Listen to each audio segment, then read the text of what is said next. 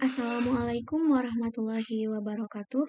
Puji dan syukur marilah kita panjatkan kehadirat Allah Subhanahu wa Ta'ala yang telah melimpahkan rahmat dan hidayahnya kepada kita sehingga kita dapat berkumpul di tempat yang mulia ini. Sholawat serta salam tak lupa kita haturkan kepada junjungan kita, yakni Nabi Muhammad SAW yang selalu kita nantikan syafaat. Amin ya Allah ya Rabbal Alamin.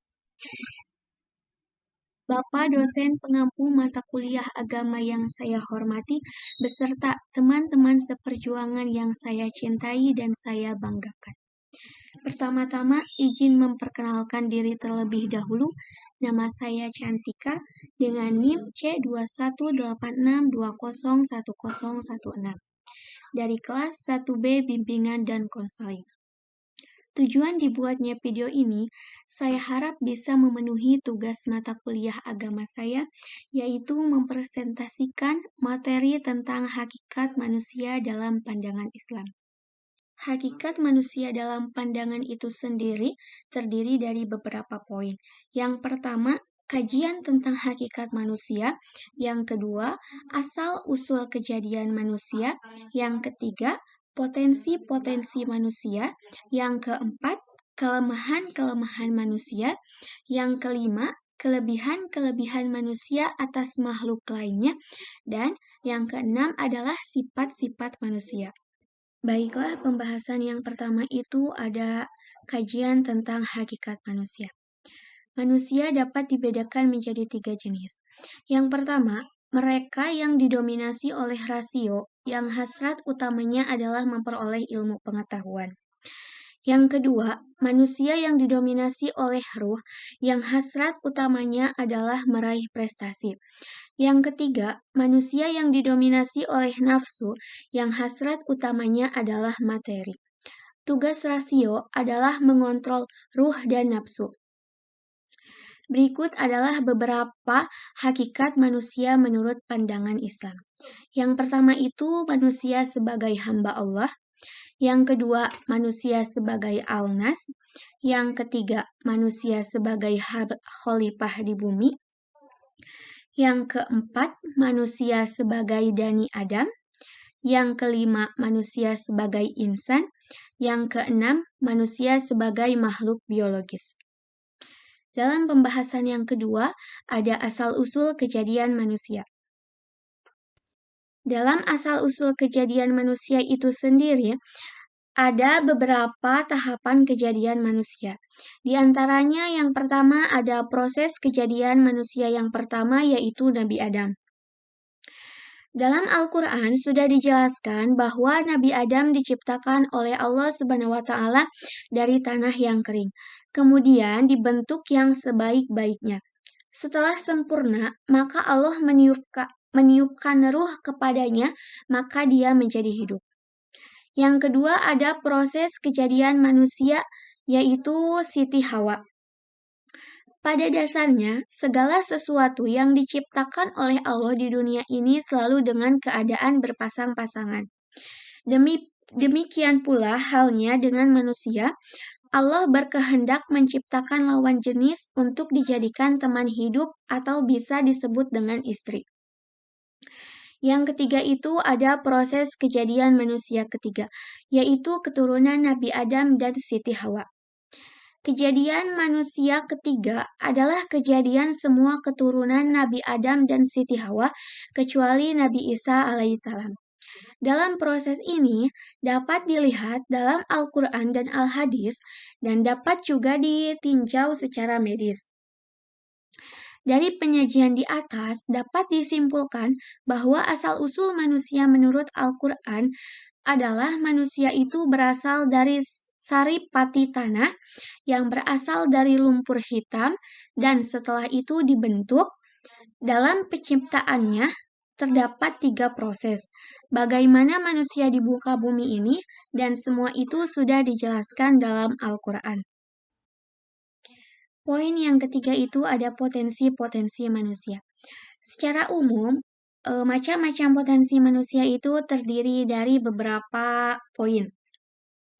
Yang pertama itu ada potensi fisik, yang merupakan organ fisik manusia yang dapat digunakan dan diberdayakan untuk berbagai kepentingan dalam pemenuhan kebutuhan hidup. Yang kedua itu ada potensi mental intelektual, merupakan potensi kecerdasan yang ada pada otak manusia. Yang ketiga itu ada potensi sosial emosional, merupakan potensi kecerdasan yang ada pada otak manusia, terutama otak belahan kanan.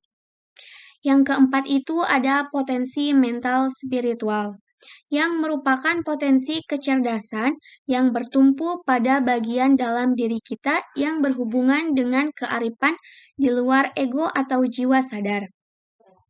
Yang kelima itu ada potensi ketangguhan, yang merupakan potensi kecerdasan manusia yang bertumpu pada bagian dalam diri kita yang berhubungan dengan keuletan, ketangguhan, dan daya juang yang tinggi.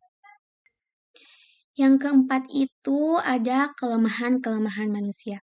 Yang pertama, manusia itu suka membantah. Yang kedua, manusia itu bersifat lemah. Yang ketiga, manusia itu zolim dan bodoh. Yang keempat, manusia itu kikir. Yang kelima, manusia itu mencintai kehidupan dunia. Yang keenam, manusia suka melampaui batas. Yang ketujuh, manusia kadang malas berbuat baik. Yang kedelapan, manusia senang berkeluh kesah dan gelisah. Yang kesembilan, manusia sering tergesa-gesa.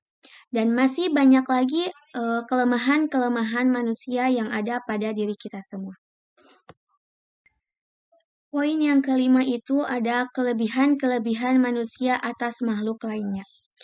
Kelebihan manusia adalah kemampuan untuk bergerak dalam ruang yang bagaimanapun, baik di darat, di laut, maupun di udara. Sedangkan binatang bergerak di ruang yang terbatas. Walaupun ada binatang yang bergerak di darat dan di laut, namun tetap saja mempunyai keterbatasan dan tidak bisa melampaui manusia. Ada beberapa kelebihan manusia. Yang pertama itu manusia adalah makhluk yang paling sempurna. Yang kedua, manusia mengabdi kepada Allah Subhanahu wa Ta'ala. Yang ketiga, manusia adalah makhluk yang dianugerahi akal. Yang keempat, manusia menjadi khalifah. Yang kelima, manusia bertanggung jawab atas segala perbuatannya. Dalam poin yang keenam, yaitu ada sifat-sifat manusia. Yang pertama itu manusia itu memiliki sifat yang lemah.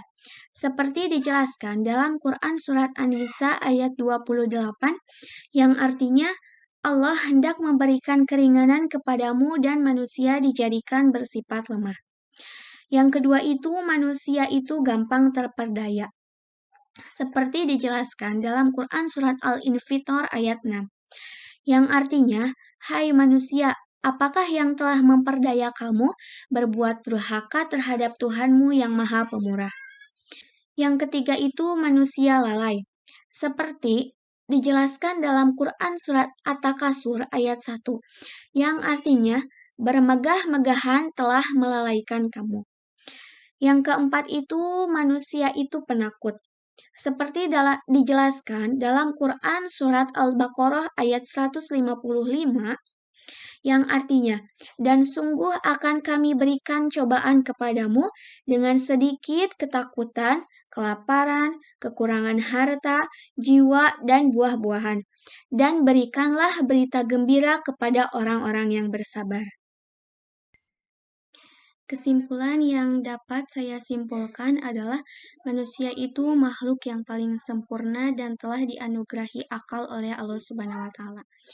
Tapi manusia juga memiliki kekurangan dan kelebihan pada dirinya. Serta manusia memiliki karakter yang berbeda-beda.